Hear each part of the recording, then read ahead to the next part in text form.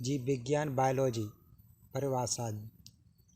यह जीव विज्ञान की वह शाखा है जिसके अंतर्गत जीवधारियों का अध्ययन किया जाता है।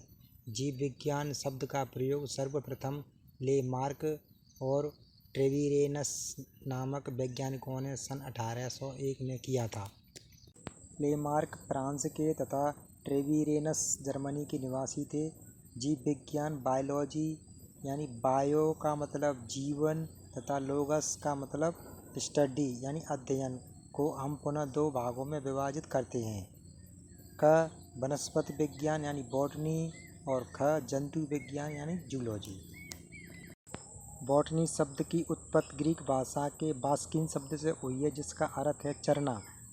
थियोफ्रैक्टस 370 से 285 ईसा पूर्व ने 500 प्रकार के पौधों का वर्णन अपनी पुस्तक हिस्टोरिया प्लांटेरम में किया है। इन्हें वनस्पति विज्ञान का जनक फादर्स ऑफ बॉटनी कहा जाता है। अरस्तु 384 से 222 ईसा पूर्व ने अपनी पुस्तक जंतु इतिहास हिस्टोरिया एनिमलियम में 500 जंतुओं की रचना, स्वभाव, वर्गीकरण, जनन आदि का वर्णन किया है। अतः उन्हें जंतु विज्ञान का जनक फादर्स ऑफ जूलॉजी कहा जाता है। जंतु विज्ञान पर सबसे पहला लेख 5वीं सदी ईसा पूर्व में लिखा गया था, जो ग्रीक भाषा में चिकित्सा का मूल ग्रंथ था। इसमें खाने योग्य जंतुओं का वर्गीकरण किया गया था। हिप्पोक्रेट्स 460 से 370 ईसा पूर्व ने मानव रोगों पर प्रथम लेख लिखे और इसलिए इन्हें चिकित्सा शास्त्र का जनक कहा जाता है।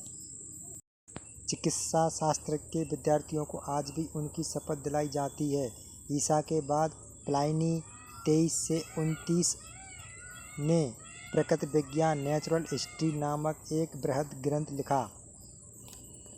गैलेन 130 से 200 ईस्वी ने जंतुओं के अंतरांगों की कार्यकी का सबसे पहले प्रयोगात्मक अध्ययन किया, इसलिए इन्हें प्रयोगात्मक कार्यकी का पिता कहा जाता है।